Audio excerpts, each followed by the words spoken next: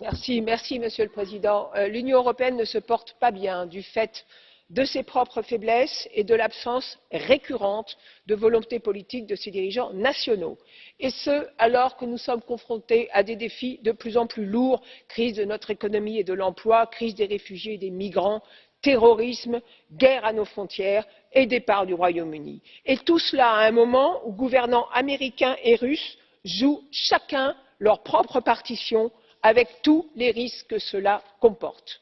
Ce moment difficile, il devrait être une exigence pour l'Europe et les Européens à agir. L'Europe doit enfin se décider à exister par elle-même. Je plaide devant vous pour un sursaut européen. C'est le moment d'avancer vers la refondation de notre Union. C'est le moment de mettre le paquet pour une croissance durable et de mettre en œuvre, au sein de la zone euro, l'harmonisation fiscale et sociale et la gouvernance politique que nous attendons depuis bien longtemps. C'est le moment de parler d'une seule voix pour peser enfin en Syrie, en Irak pour la sortie de crise et de guerre, et sur la scène diplomatique du monde.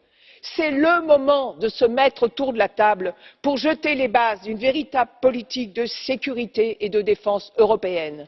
Et c'est le moment, vous l'avez dit, Monsieur le Premier ministre, de mettre en œuvre une politique commune digne de ce nom en matière d'asile, de migration et de développement.